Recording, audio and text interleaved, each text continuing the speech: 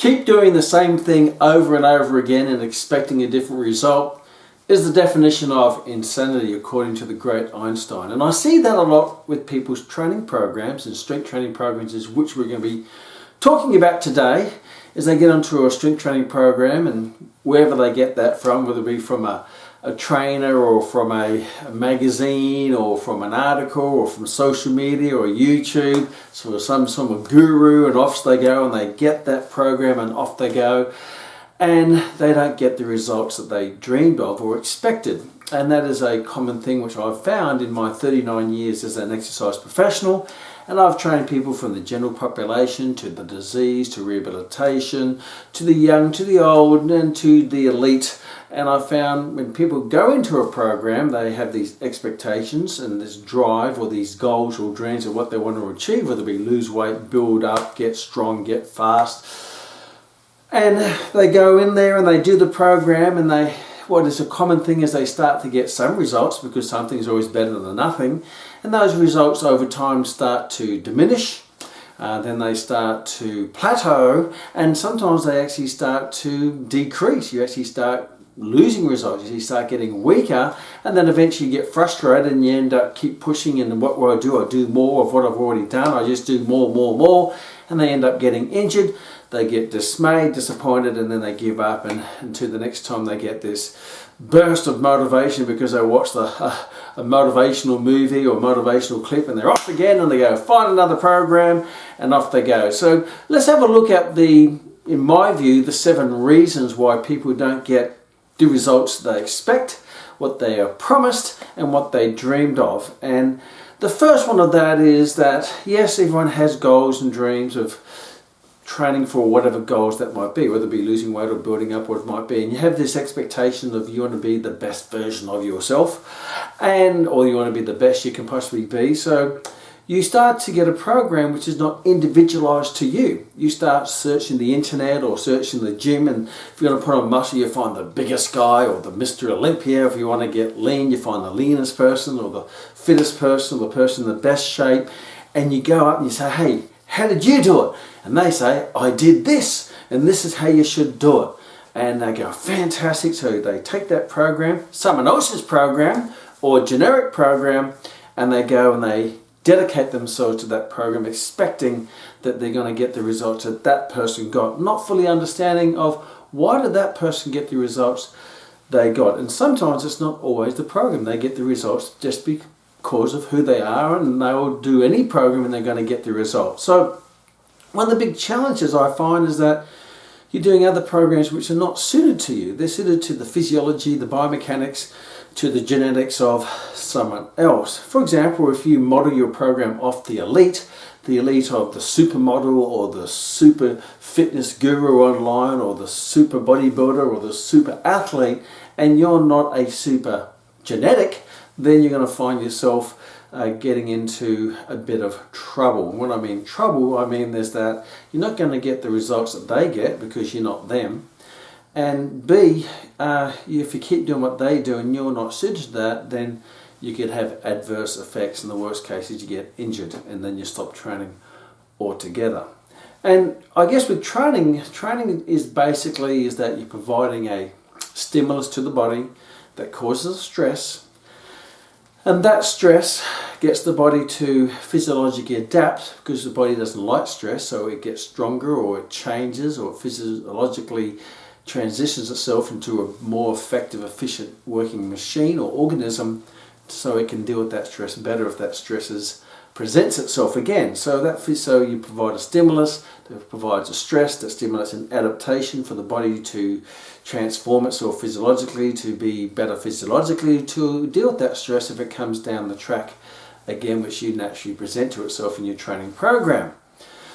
So everyone has different adherences to stress, and everyone has the different physiological changes individual to their genetics to different stresses. For example, if I get 2 people and I give them exactly the same program, exactly the same nutrition, exactly the same, they're not all going to get exactly the same results. Some will get more muscle faster, some will be slower, some will lose weight faster, some will lose weight slower. Some people just look at weights and they start to put on muscle, and other people are slugging their way out in the gym. And I've talked about this in the previous Kmax on putting on muscle. But what's really important is everybody's different for genetic reasons, lifestyle reasons, social reasons, motivational, psychological reasons. And I guess stress is like if I got a nail file, for example, excuse me, and I get this nail file and I put that's the stimulus, the nail file is the stimulus, and I rub my skin, that presents a stress on the skin. And that has a wearing effect and breaks it down. And then the body says, well, hey, I have to prepare for if you're going to keep presenting that stimulus and that stress to me over a period of time in the future. So that wearing down, the body physiologically changes to lay down more skin, make it thicker, and forming a callus. And then I present the stress again and present the stress again. However, everyone has different skin. You know, some people have skin like a bricklayer labourer, and some people have nice soft skin like tissue paper. Therefore, the same stress on different people is going to cause different levels of damage, and everyone's going to adapt faster or slower depending on their genetics. It's like a stress of myself wanting to get a tan, for example, and as you can see, I'm not really the tanning type of person. You know, my heritage is from Ireland, and I've got fair, freckly type skin. So for me to go out and get a tan is going to be very different than my wife getting a tan, where she's naturally very brown, and she'll go out in the sun and she'll lay out there for hours without suntan, and she goes from her current colour to just tan and darker, darker, darker, darker. I myself, if I go out there, I will soon burn. I'll get pink, then red, then I'll bubble up in blisters, and then I'll peel and I'll go back to white. Therefore, if I spend the same amount of time in the sun as my wife with the same temperature and the same intensity, I'm going to actually just burn myself like a fried egg on the bitumen on a 40-degree day. So if I'm going to develop a tan, I have to go into in different temperatures and different frequencies and different durations and different recoveries. Everybody's different. Everyone tans differently. Everyone forms calluses differently. Everyone's results from their strength training or weight loss program or their diet will be very different. So the biggest challenge I find, one of the biggest challenges is number one, is that the program that people are on is not their program. It's not customized to their body genetics and their body's ability to withstand a stress, and their body's ability to adapt over a period of time, and how much the body can adapt and how much time they need in between the stimulus and the stresses for them to get the maximal return on their training. So number one is, I see a lot of people training like Olympic athletes, but they're not Olympic athletes, or they're training like Mr. Bodybuilders and not bodybuilders. Because if you look at these elite, whether it be bodybuilders or marathon runners, or whether it be gymnasts, or whether it be the social gurus who have perfect bodies, first of all, they have amazing genetics just to start with. And involved in those genetics is their body responds very easily and quickly to stresses, whether it be putting on muscle or getting stronger. And they have good biomechanical leverages in how they're designed. They have a good skeletal system. They have a good muscular system. They have a high density of fast-twitch muscle fibers, and they naturally have more muscle fibers in their muscle bellies, and they have better leverage in generating force, and they have a better endocrine system, cardiovascular system, and all the different systems in the body. And then because they have this, they're more encouraged to go do a sport or an activity or an elite. And because they respond well, they keep going up and getting better and better. And then they change their whole lifestyle, and they have a whole lifestyle which is very conducive to the great results that they get. And then they take the perfect nutrition, and they have supplements, and some of them will go down the path of taking little extra chemical additives to really accelerate those results, because they're encouraged to get to that elite level, whether it be the elite level of being a guru to everyone else to idolize, or elite level to win a gold medal in a world championship, Olympic Games, whatever it might be.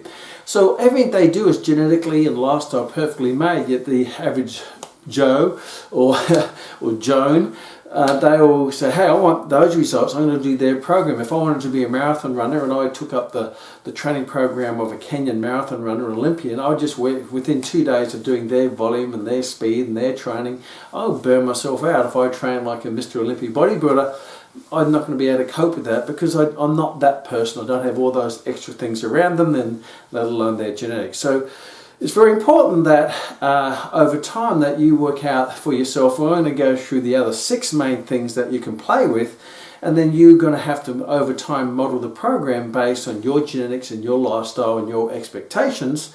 And if you do that, you're going to get great results. You may not be an Olympian, you may not be a top guru, but you're going to be the best you can be based on what I guess life has served you and what you've made out of your life. So number 1 is that it's important that through testing and measuring, you're applying all the fundamental principles which I'm going to cover, is that you over time work out what's going to be best for you, what are the best exercises, what are the best repetitions and rest intervals and frequency of training and all of that, and you can work that out. And I know myself in my experience when I was a young bodybuilder, I did compete in bodybuilding. I never went to the elite level. I did go to the elite level in my other sport, in martial arts, but over time I found out what seemed to work for me. And when I was young, I thought, do what I do and you get what I did. And a lot of people, friends of mine, say, you're getting great results. And say, come and train with me. And I found I burnt them out, or they didn't get the results that I did because they didn't have my genetics and my lifestyle. So what's important is that you over time find out what's going to work best for you through testing and measuring, but applying the fundamental principles which I'm going to cover in the next 6 key points to get the best results and not to disappoint yourself.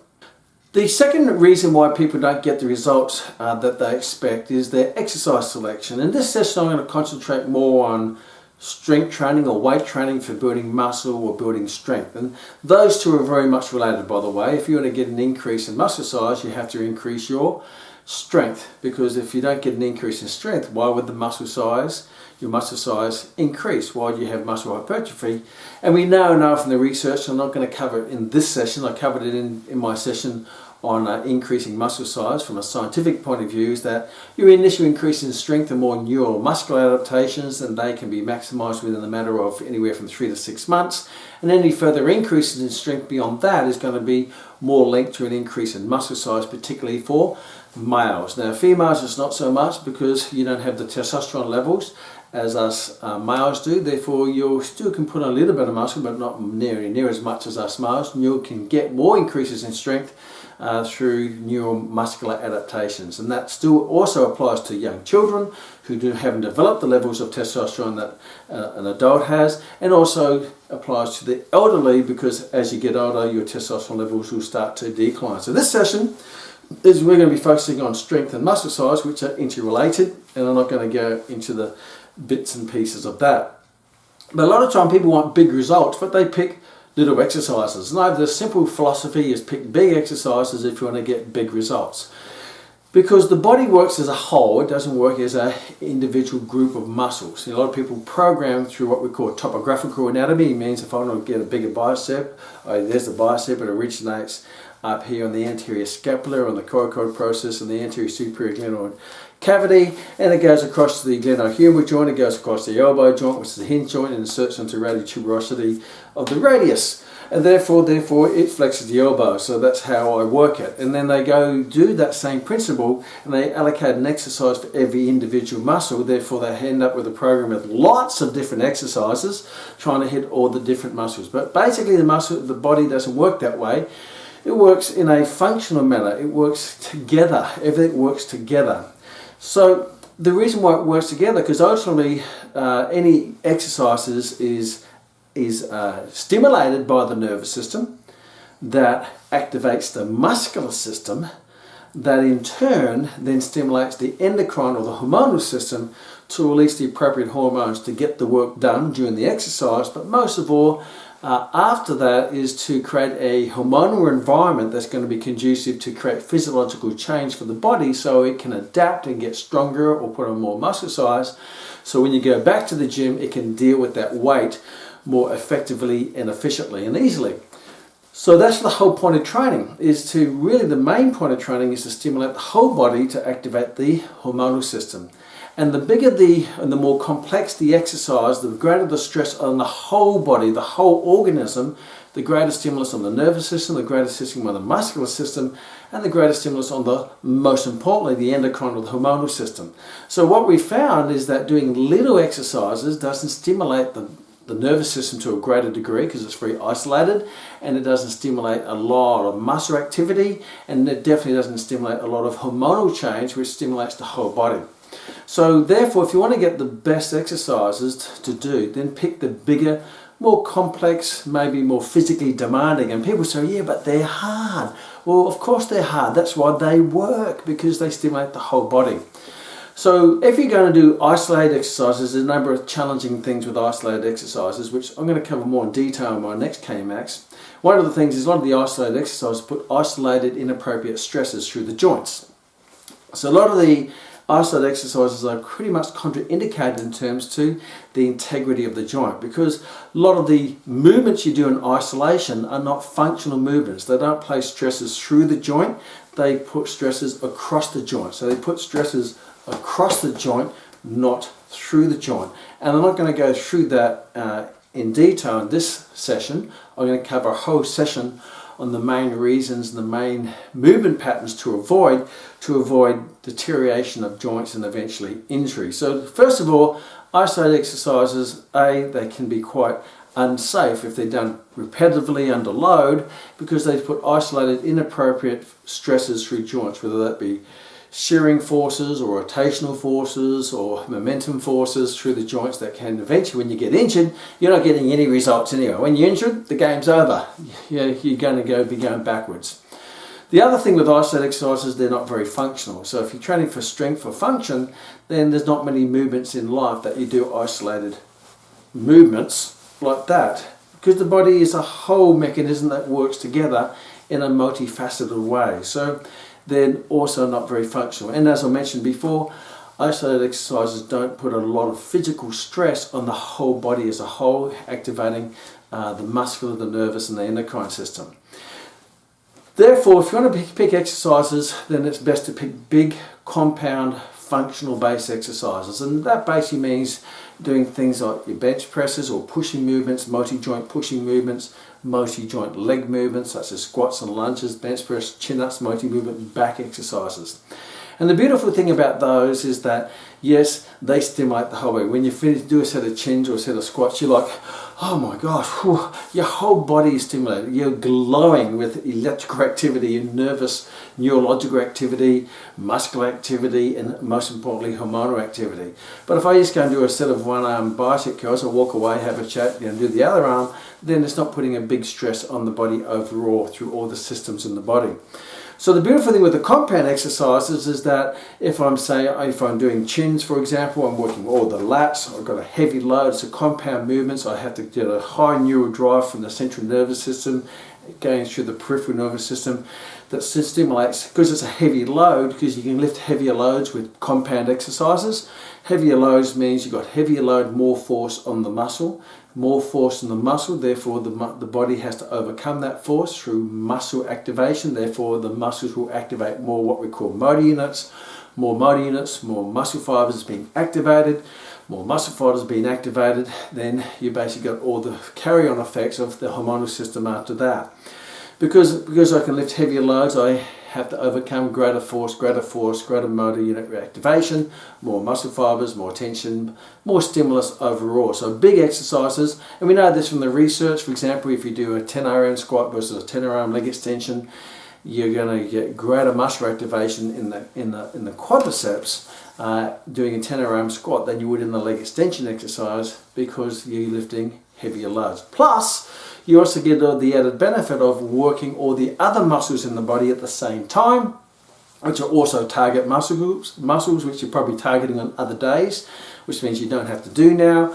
But most importantly, you're getting a greater stimulus on the endocrine system, because overall it's more physically demanding on the entire body. Plus, you also will be activating those small supplementary, or what we call assistant mover muscles, which you tend to want to do on another day or on another exercise, such as if I'm doing a chin up, I'm activating my lats and my long head of my teres major and my deltoid and my long head of tricep in doing a lat pull down, but I'm also activating my biceps to create elbow flexion. And when I'm doing this exercise, what muscles fatigues first, the biceps or the lats? Well, the biceps will fatigue first because that's the weakest link in the muscular chain of that compound based movement. So I'm getting plenty of bicep activation as well as plenty of latissimus dorsi and the associated muscles, the associated agonist assisted movement muscles, not to mention all the stabilizing muscles such as the deltoids and rotator cuff. So those big exercises get a greater stimulus, greater more muscle activation, greater force, greater neural drive, greater endocrine stimulus, plus I activate all those other little muscles that I'm trying to do separately in other workouts. So one of the big reasons why people don't get results is because they're just doing all these little exercises, hoping that all these little efforts will build up to give you one big effort, then one big result. We want you to just work with one big effort and one big exercise that stimulates everything, including all the smaller muscle groups, not just the targeted muscle groups. So we're looking at just doing those compound-based movements. Now, you probably have seen other bodybuilders or elite people or guru people, and they do all the other exercises. Now the question is, do they get the results because they're doing all those other little exercises on top of the big exercises, or can they just do the big exercise and get rid of all the little exercises and it will be done? You're going to get the result.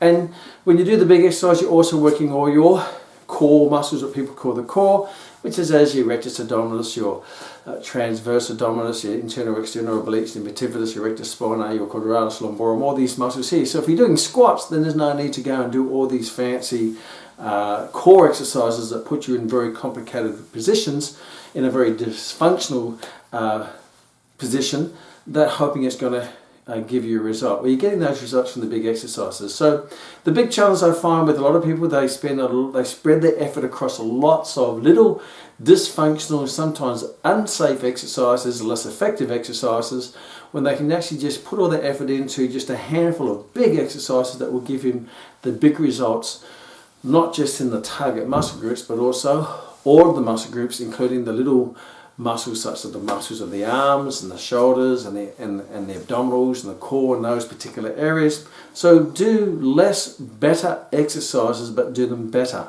I always say, put your body in a strong position to do a strong exercise, to lift a strong weight to get a strong result, and stop wasting your time with what I call all the little fluffy exercises or the little ones.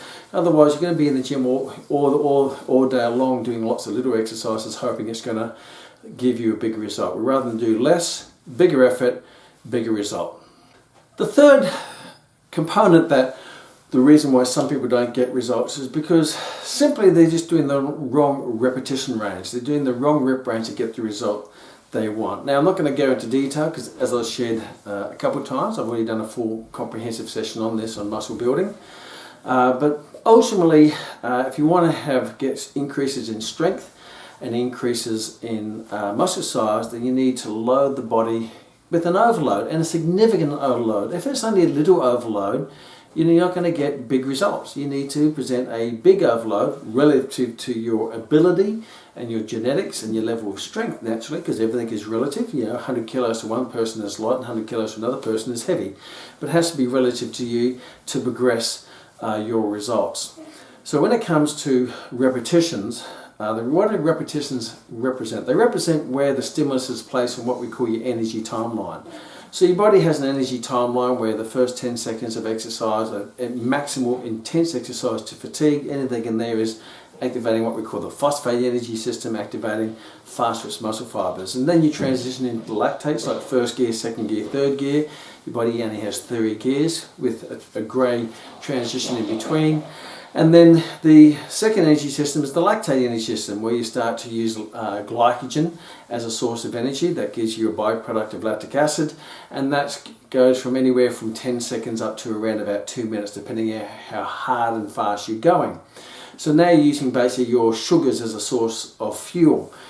And as you go further down the energy timeline to failure or to fatigue, or when you can't do any more, as you go further down, you are starting to activate what we call your intermediate fibers, which are your fast oxidative glycolytic, where in the phosphate is a pure fast twitch fibers called fast glycolytic. And as you go further down, you start to activate your slow twitch muscle fibers as you enter the third energy system, which is the aerobic energy system, which is continuous rhythmical movement for long periods of time. So if you want to really build muscle, a lot of the muscle size comes from the bigger muscle fibers, and those muscle fibers are the fast twitch muscle fibers and even the intermediate fibers called your fast oxidative glycolytic. And to activate them, preferentially, you have to be working down near the phosphate energy system. If you're working with high repetitions, which is going down to the tail end of the lactate system or into the aerobic energy system, you're primarily activating your slow twitch muscle fibers. And with using an extreme example, if you look at the muscle size and structure of a 100-meter sprinter versus a marathon runner, marathon runners are more slow twitch muscle fibers, sprinters are more fast twitch genetically, but also their training is more conducive to slow rhythmical movements versus fast powerful movements such as a sprinter. So you need to express high amounts of force through the body, which means when it comes to repetition range, you're looking anywhere from 1 up to no more than 15 repetitions. Now also understand that some people are going to respond differently depending on what their rep range based on their muscle composition and their makeup of their fast versus slow twitch muscle contribution in the muscle belly, and everyone's going to be slightly different. So what I'm basically means is if you want to put on strength and muscle size, don't go down to the very high rep ranges, 15, 16, 20, 25, 30 repetitions, because now you're going right down to the lactate, aerobic, slow twitch muscle fiber environment, which is not conducive to putting on strength and muscle size. And ideally, you want to be working from a safety point of view. You can go down to the 1s and 2s and 3 repetition max, which are more done for the elite athletes or the high-powered athletes, the power lifters and even the bodybuilders. But for the general population, a good safe rep range is anywhere between the 6 to 10, and try to increase the weight as much as you can in that 6 to 10 range, because that's going to keep you in that probably around about 5 to 15 second range of the energy timeline, but also be close enough down to the phosphate system to activate your fast twitch and your fast oxidative glycolytic fibers, which is your intermediate fibers. So repetitions do count, and when I say repetitions, I mean you're doing that repetition as with the heaviest weight you can, where you're going to be coming very close, if not to fatigue or what we call failure, or you just can't do another repetition. So your reps have to be conducive, and some people respond better at 5, and some respond better at 10, and some better at 15. And I know when I was right into the bodybuilding, I found myself I was responding best at around the 3 to 5 rep range, but I had come across other people where they responded better around the 8 to 10. I'm not going to go down into the muscle physiology of that, but with testing and measuring, and obviously safety and how you feel and what effort you can put in and how it affects the joints, then you have to find that rep range is going to be best for you, and you may vary it a little bit from week to week depending on how you feel. And again, that's another topic where we can go more deeper into it, but pick the rep range which is going to be conducive for you to put on strength and put on muscle size safely, effectively, efficiently, and enjoyably. And this leads to point number 4, which is it's not always the repetitions. There's no magical numbers. The body can't count. It can't go, oh, you do hear sometimes 1 to 3 for power and 4 to 6 for strength and 6 to 12 for muscle hypertrophy. It's not like the body's going, okay, 1 rep, 2 rep, we're going power, power, power. You get the 4 rep and 5, oh no, now we're developing strength, and then you get from over 6 to 7, or you go, oh no, now we're going into hypertrophy, and then you get beyond 12 and say, oh, now we're going into endurance. It doesn't work that way. That's a very simplified, naive way to look at it. It's basically an energy timeline activating the muscle fibers. But my point being here is that it's not always important the exact number of repetitions, it's the effort you put in to the repetitions. And it's like when I look at exercise selection, you can do squats, you can do the great exercises, but if you're not putting a great effort into those exercises, then you're not going to get the best results. I guess it goes back to my nail file. The effort is, if I've got the stimulus, yes, and I'm going to apply the stress, and I'm going to Yes, I'm stressing the skin, but really I'm not actually applying any effort into it. I'm not actually pushing down on the skin, I'm just gently rubbing it off. So if I'm going to actually develop it, let's just start to push and make it work and apply a bit of pressure on it. So you have to be able to apply pressure on you, because remember, pressure makes diamonds. I'll put this little baby back. So when you do an exercise and you're doing your repetitions, you put as much effort into it as you possibly can. And I find a lot of people, what they do is they mark their way through their program. They go, many times I've come across people, they go, yeah, they're doing a bench press, they go 8, 9, 10. And I say, why'd you stop? It says, well, I hit 10. It says 10 repetitions. Well, it's not a number, it's a stimulus. So if you stop at 10 but you can do 15, you're not really creating an uncomfortable environment for the body to go, oh my gosh, I have to change because I can't handle this stress anymore. If I go out in the sun, for 3 minutes on a winter's day, I'm not going to get much of a stimulus to create a tan. So if I'm going to do this and I want to do it effectively, you want to make sure you apply an appropriate stress on there and actually push yourself. And I find a lot of people just don't train with the right intensity because they've never been taught the right intensity. I was in the gym just the other day with a young athlete, and we were doing the chest press, and I got him in there and I said, okay, let's go. And he says, oh, I can do about 10. Well, I ended up pushing him to do around about 18 repetitions. He wanted to stop at 10. I said, no, you got plenty more effort in you. Your mind wants to stop, but your body still has plenty of work to do. And I just had to click the mind, you can do this. And all of a sudden they pumped out more repetitions. They wanted to stop again. Says, why are you stopping? Because I can see that there's more gas in the tank to do the exercise. So my point being is it's not what you do, it's how well you do it. It's not the numbers, it's what you put into the numbers. It's not the exercise, it's what you put into the exercise. It's not the reps, it's what you put into the reps. So when you do an exercise, then do it to your best ability. Actually lift it and keep going until you cannot do any more. And even you can't do any more, do another one. Because it's all the reps that you do beyond that rep that you want to stop when you want to quit. It's those the reps that develop and stimulate the physiological change. Because everything up until then is quite achievable. Yes, I've achieved that. So once you get to, oh, I can't do any more, then do another one, because that's the one. And obviously do it with perfect form and perfect technique and with good execution, but don't let your mind stop you. Turn your mind on. When your mind wants to say stop, that's when you say go and do a couple more, because it's those extra ones you do beyond what you can't think you're going to do. It's going to take you beyond your comfort zone into that new zone of developing strength or developing muscle size. So what I see, a lot of people just don't train with enough intensity or effort. So you pick your repetitions, anywhere between maybe 5 to 12, and then put as much effort in there. And I always say this, do as many repetitions as you can, but once you get over 10, put the weight up, and they'll pop you back down to 6, 7 with good form and good technique, and keep going, and don't stop at a number. Don't stop at what is on the card. Just stop when you can't do another one and then do another one. If you get over 10, that's the trigger to put the weight up to bring you back down. And you find you within that cycle, you'll keep progressing and progressing and progressing, keep getting increases in strength, increasing muscle size, and obviously all the great byproducts of that. You get increase in metabolism and function and energy expenditure and all those other great benefits. So it's not what you do, it's what you put in what you do that's going to determine what you get out of what you do.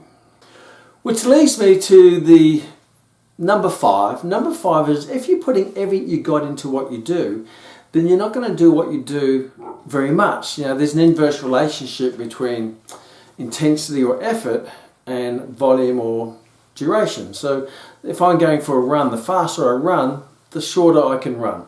If I plug jog, I can go forever, but if I sprint, I can only go for a short period of time. And the same applies with strength training.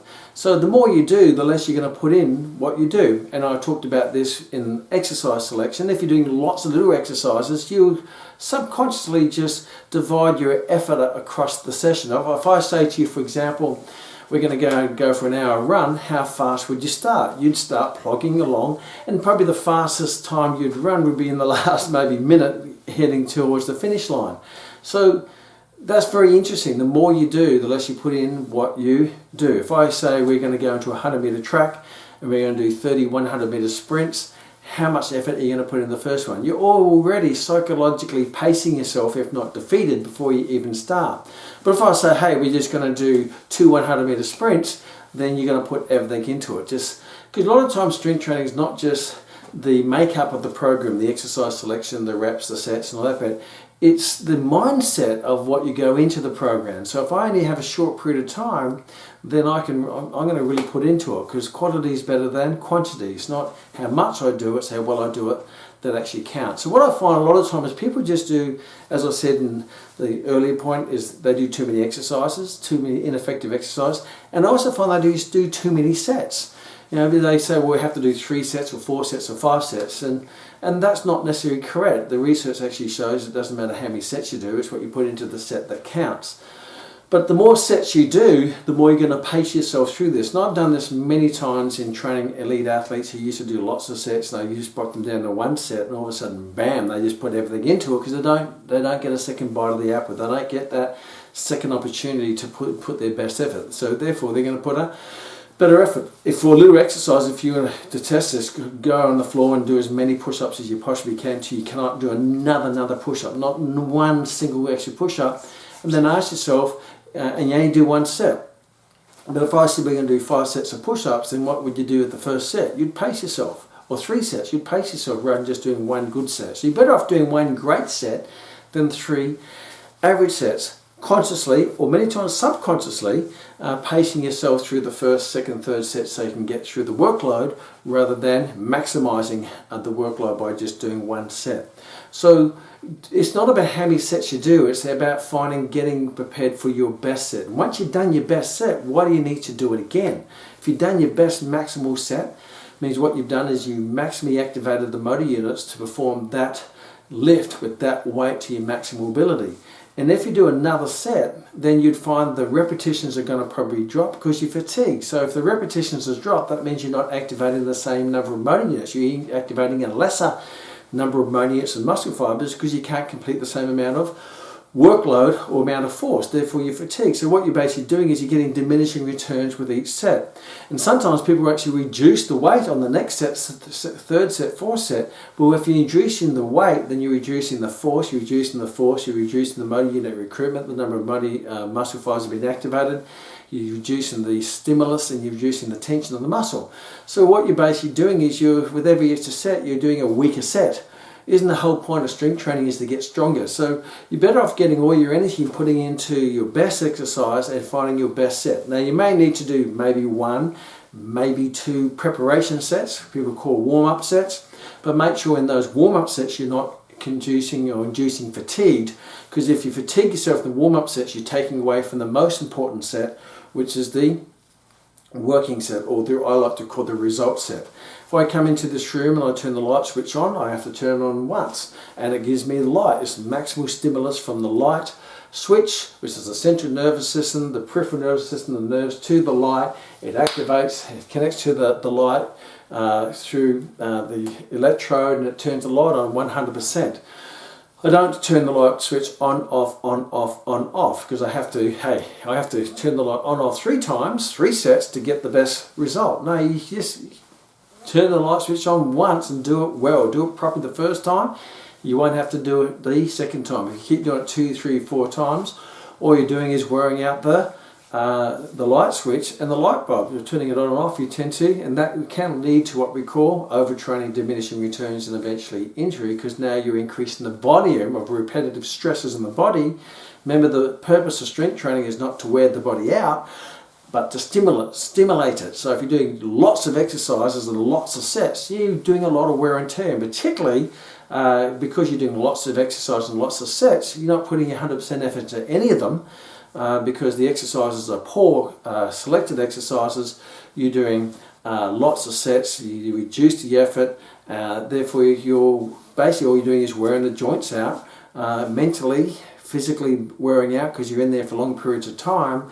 You're not focusing, you're not putting 100% in, and you're just going through the movements hoping you're going to get results. So just do less movements, less sets, less exercises, put a massive effort in, and pick the best exercises. Might be squats, might be bench press, might be chins, anywhere between 3, maximum probably 6 exercises, because if you really put the maximal effort into 3 to 6 compound-based exercises, you should be pretty well tanked.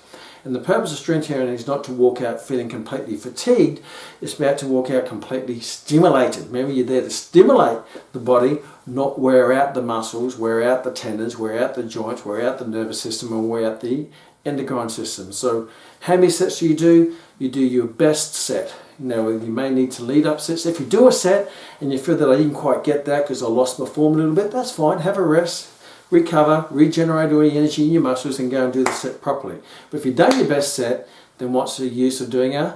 Unless you're going to improve on that set, increase the reps or increase the weight. If you can't increase the reps or can't increase the weight, don't do another set because you're wasting your time. Now you're going down to maybe training for endurance or just wearing yourself out and wearing out the joints and maybe eventually injury. So quality over quantity means short, brief, intense, maximum effort. Get out there and let the body recover for your next session. So back to my file, frequency of application of the stimulus and the stress to the body. Because when I develop the callus, and this is my next point, point number 6, when I present the stimulus and the stress, what's it doing to the skin? It's wearing the skin down. And the body's the same. When I present a load, not as what it's not accustomed to, that's what's called an overload, it's a load beyond what you're normally used to, then I'm actually fatiguing. I'll get a decrease in performance, I feel fatigued, and then I need to recover, regenerate, and then eventually overcompensate. So the stimulus part, this is the weight training part, and if I keep doing that, I'm just going to eventually wear the skin down to the bone. You'll start to bleed and cause more damage than good. But if I get this right, then I give it time to recover and let it recover, regenerate, and then overcompensate by laying down a thicker layer of skin, and then I present it again. So therefore, when does the body recover? It recovers in between your training sessions. You don't grow during the training. You don't get stronger during the training. You're wearing the body down so it can recover, regenerate, and get stronger. We call that the overcompensation or supercompensation process. So it happens in the recovery. So therefore, we have to make sure you have adequate recovery, quality recovery to maximize your results. So same with I'm getting a tan. If I go out in the sun and I get really burnt today, then I'm not going to go out tomorrow because then I'm just going to really burn myself into a crisper. What I would do if I want to develop a tan over time safely and properly, then I would make sure I recover, let the skin recover, then go and present myself to the sun again.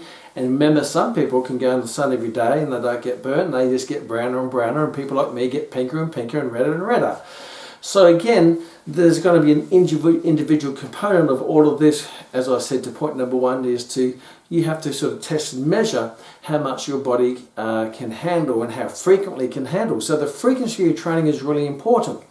The frequency of how often I present the stress and the stimulus is really important to maximize my regeneration. So generally speaking, the harder I train, the more rest I need, because the harder I train, the more stress, the more load, the more microscopic damage, the more neural, muscular, endocrine fatigue, therefore the more time the body needs to recover. But if I'm just doing a gentle presentation, then the next day, and it's only gentle, then I'm doing a lot of activity, taking up a lot of time with a gentle stimulus that gives me a tiny result, but I'm actually allocating a massive amount of time to get the result. I'm not getting when you look at the return on investment, my return on time, I think I'm doing a lot of training, but really I'm not really getting a lot of results, because it's probably because my stress is not quality. I'm not training with a great effort. I'm not training with the right exercises, with the right rep range, with the right intensity in it. It's too gentle, and I'm doing it every day, and I'm taking a lot of my time, taking a lot of my life, because time is valuable these days in this busy, noisy world, but I'm not getting results. So I start to just get demotivated, rather than just putting a quality stress in and give you plenty of time to recover. So therefore you can do all the other things that are important in your life, and you're going to increase your recovery between one session to the other, because you're presenting a better intensity, a greater stress with greater quality. So how long can it take? Well, we do know that muscle soreness, people will say, I'll put my little file down again, muscle soreness, or without the late onset muscle soreness, which is really All that is, it's not lactic acid as some people think it is. It's more the microscopic tears in the sarcomeres in the muscle, which means they're like little, put on the microscope, they're little tiny explosions. The micro-inflammation, they push up against the nerve endings and you feel pain. I'm feeling one today because I did a good lunge session yesterday, and I only do strength training once a week for my sport. And even back in the bodybuilding days, I used to train 6 days a week. What I found through over time, I started learning about physiology and anatomy and endocrinology. I realised I didn't have to do that amount of training, so I was getting better results training 1 to 2 sessions a week, which only lasted around about a half hour. And the last time I competed in bodybuilding, not that I'm an elite bodybuilder, but I still got great results, ended up winning my championship, I was only training once a week, and I was just picking anywhere 3, 4, 5 compound based exercises, doing all the things which I share with you today, and having 7 days rest. Because muscle soreness can, we say they peak after around about 48 hours, and that's when it peaks. So you can actually get a bit of discomfort, and not that you need muscle soreness to get results, because muscle soreness is just a symptom of the inflammation, the microscopic tears pushing up against the nerve endings. So you can still have that microscopic damage. It's a good damage, it's microscopic, but it may not necessarily push up against the nerve endings enough to cause a uncomfortable delayed onset muscle soreness. So even though you're not sore in a muscle, it doesn't mean you haven't actually created the stimulus for that muscle to adapt. So soreness is not always a good indicator, particularly as you adapt it to biomechanically to an exercise. So what we do know is that that's where it peaks. So if you really put a great effort with a great quality stimulus, with with a good load, it can take up to 7 days and sometimes beyond, depending on the muscle. Some bigger muscles, such as the legs, can take longer. It can take up to 7+ days for that muscle to recover from fatigue, regenerate, and overcompensate.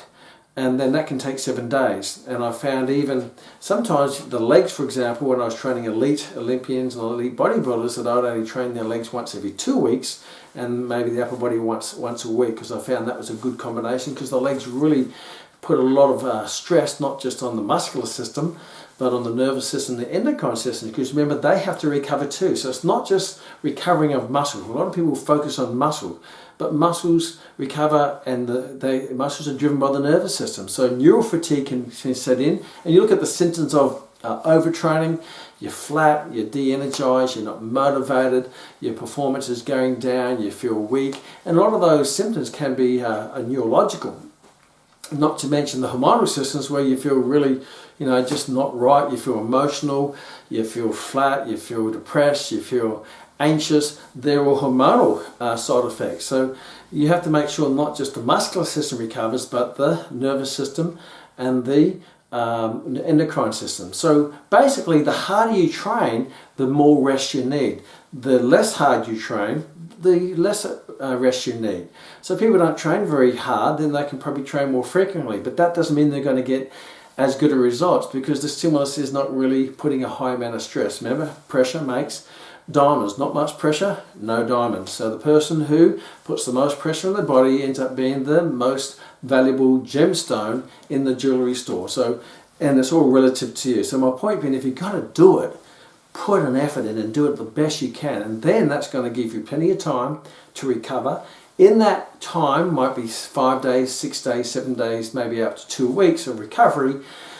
Then you can do lots of other things. It's not like you can't go and do some cardio classes or some boxing or some jogging or some, whatever it might be, some of the other activities or sports that aren't high intense strength training. They might be cardiovascular or circuit training.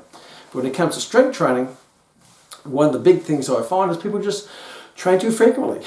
They do too many sets, they do too many exercises, and they just train too frequently. And what that basically does is it just sucks your time out of your life, and you're not getting the results that you want. And you're thinking, with all this amount of time, I've seen people who train 5 days a week, 6 days a week, 2 hours a day.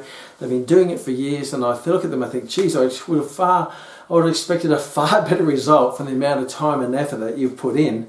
Maybe you can probably, through less time, more effort, train smarter, not longer, train harder, not longer, and then really stimulate. Remember, the whole point of strength training is to stimulate the body for it to regenerate and overcompensate, and that time frame can take up to at least 7 days, and you're better off having 1 or 2 extra days rest than 1 or 2 days before you recovered, because if you train when you're not recovered, then you're not going to go into your next exercise session 100% firing, ready to go. You're better off, it's better to over recover than under recover, because under recover will lead to diminishing returns, because you're wearing your body down or into and eventually a plateau, decrease in performance, and eventually injury.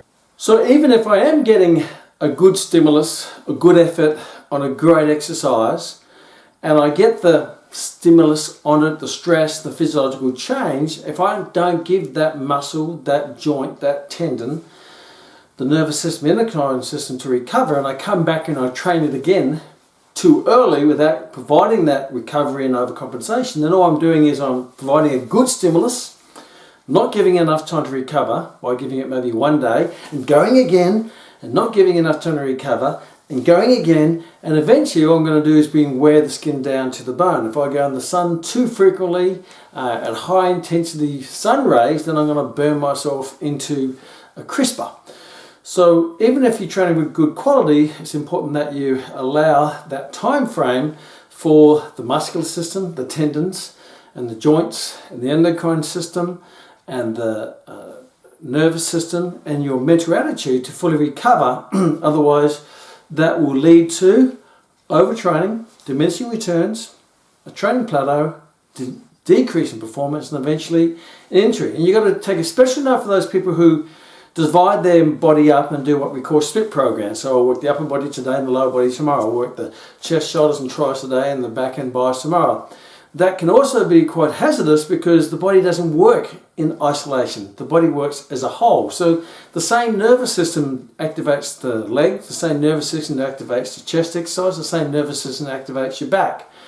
The same hormonal changes occur on all those particular exercises, maybe a bit more for the bigger exercises. But you also have a lot of common muscles that are involved in those movement patterns. For example, if I'm doing a bench press, I work the deltoids and I also work the tris and the rotator cuff and the biceps. But if I do a pull exercise, I'm also working the deltoid, the rotator cuff, and to a lesser degree the biceps and the triceps, because these are multi-joint, smaller muscles that go across the shoulder joint that work in both movement patterns, but particularly those muscles, the stabilizers, the synergistic, the little muscles such as the rotator cuff, the ones that are more prone to injury, they work in both movement patterns. So even though you're thinking you're giving your chest a rest when you're doing a back day and giving your back a rest when you're doing a chest day, on both days you're working your deltoids, you're working your rotator cuff and the smaller muscle groups. So if you overtrain those smaller muscle groups, the weakest link in the chain, they will eventually decrease in their capacity, they'll decrease their diminishing returns, their training plateau, and the weak links get weaker, which means when you do big exercises, when those weak links get weaker, you can't perform your big exercise to the best ability because you're only as strong as your weakest link. Therefore, you never actually activate your bigger muscles, your target muscle groups, as well as you like, because you're hindering their performance by overtraining the weaker links, being the stabilizers and the synergistic muscle groups. So even if you're training with high quality, you have to be even special careful to get the recovery for those muscles and joints and the tendons, because the signs of overtraining will be tight muscles, you start to see achy joints, tendonitis, and that will go and lead to eventually a breakdown in your physical body, mentally and physically. And it's also important that regularly in your program, you might be training, say, 4, 5, 6 weeks. I also say after every six weeks of high quality strength training, have a good week off. Just let the whole body recover.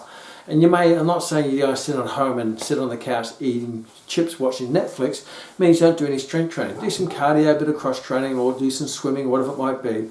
But just let the body recover and regenerate the nervous, the endocrine and the muscular system from all that intense activity. And that intense activity, if you're doing a program, which is a full body program, for example, it might be, and that's what I do, and a lot of my elite athletes I was working with in Olympic level athletes and even bodybuilders, we'll training, we'll do 1 or 2 exercises for your push movements, compound push movements, 1 or 2 exercises for your pull movements. You pick your 2 favorite ones, whether it be a row or a chin up. 1 or 2 compound exercises for your legs, might be squats or lunges or maybe even leg press if function is not so much important to you.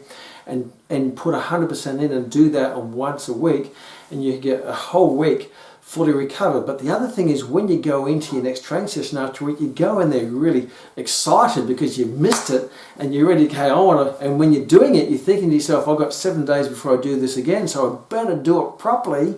And when you do go in, you go in full firing on full cylinders because you're fully recovered, mentally excited about it, not going, oh, it doesn't matter if I have an average one today because I'll make up for it tomorrow. No, you have to do it properly because there's no second bites to the apple, there's no second sets, no second exercises, no second session tomorrow. Plus, what that also does is free up a lot of your time to do other activities, whether they be exercise and training activities or recreational activities or family activities or hobby activities, whether that might be. Because I find a lot of people, they spend a lot of time training and the results are just not coming back and they're not getting a good return on their invested time into training. And that leads to my last point, number 7, is why people don't get results. And one of the reasons why they don't get results is they set up a program which they can't get results or keep results for the rest of their life. It's like setting up a diet plan. A lot of people go into a diet, they follow this strict diet which they don't really enjoy because they're cutting out all the things they love and they're eating things that they don't love, but they're going to get the weight loss. They lose the weight loss, you lose the weight after 6, 7, 8, 9, 10 weeks. They go, yes, I've dropped it. And then you meet them again 2 months later or a year later and they put it on plus interest because they've set an eating plan that is not conducive for to be maintained for the rest of their life. We have this principle called the Smarties principle, whether it be training applied to training or applied to nutrition or anything that you do. Smarty means, S means something you can stick to for the rest of your life. M has to be in moderation to your life. It has to be, A has to be achievable. So doing an elite bodybuilding program may not be achievable for you. It has to be realistic. It has to be time efficient. It has to be interesting. It has to be enjoyable. And the last one, it has to be based on some form of science or common sense to get the best out of it. But if you can't stick to it for the rest of your life, it's only a short-term achievement. And then if you can't sustain it, so a lot of the time programs are designed where you have to fit your life into the program rather than design a program that fits into your life. So every time I used to work with elite athletes, I'd look at their workload, whether it be an Olympic level kayaker or a major league baseballer or rugby union player, whatever it might be, and I'd look at what they're doing, and then I would have to wedge the training program into their sporting agenda or their sporting training in their life that complements and supplements and benefits their life, doesn't contradict or take away from their lives. So if you're a person who's really busy because you've got a family with 4 kids or you've got a big business and you're spending 80 hours a week in your business, or you're really busy, then you have to design the program accordingly.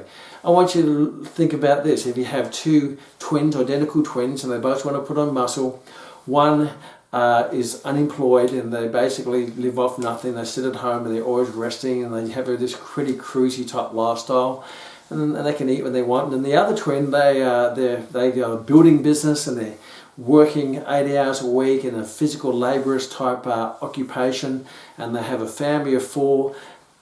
You're not going to set up the same program for both of those people because they have different stresses in their life. This one here has probably got better times to recover. They're pretty cruisy. This one doesn't have as much time to recover. So therefore, if you give them the same program, this one will probably fail on this program. And if you give this program to this one, this person might get bored on that program. So you have to really design the program around not just people's goals, but most importantly their long-term goals, how long they want to achieve that goal, and then also take a massive consideration into their changing lifestyle, how busy they are, how stressed they are, how active they are, how physically demanding their life is, and then design the program around that. And most importantly, you design it so they can stick to it for the rest of your life. Now, that might be a little bit different when you're dealing with elite athletes who their life is the next 4 years to the Olympics, so they're happy to devote their whole life and sacrifice everything in their life to that Olympic dream. Therefore, it's not something they have to do for the rest of their life, but because they're going to do lots of other things, they'll be able to do a program and they're highly motivated for it. But the general population who have, the mere mortals of us, we have a busy lifestyle, we want to get great results, we have to be smarter about it to be able to fit it into our lifestyle, not force fit my lifestyle into my program, because I have to keep compromising my lifestyle into my program, then I will start to push my program out. Because you remember, in people's lives, you have to list their priorities, and obviously some of their priorities will be their family, it might be their career, it might be money, it might be their children, it might be their sport, and you're going to find their strength training is going to be a little bit down there. Very rarely is strength training at the top. Even an elite athlete, unless you're a powerlifter, Olympic lifter, or a bodybuilder, that's where it's at the top. But most people, it's going to be a tiered level of importance. So you have to make sure you don't design a program that's designed for the top tier when really it's not their top tier, because it won't start there for very long. They'll pop it off because they're not going to compromise their family, their career, their money, their children for that. So, but if you can make it integrated in that, then it's going to be there for the rest of their life. Because ultimately, when you set up goals with people, how long would you like to achieve, when would you like to achieve the goal, but most importantly, how long would you like to keep the benefit of that goal? And I'm going to find that most people want to do that. They will lose the weight, put on muscle, get stronger for the rest of their life. So make sure when you design a strength training program, you maximize all the components which I shared in previously, but then design it specifically for their life so it becomes a part of their life and doesn't compromise their life. Because if it compromises their life, they will give it up. That is for sure. So see you in the next Kmax.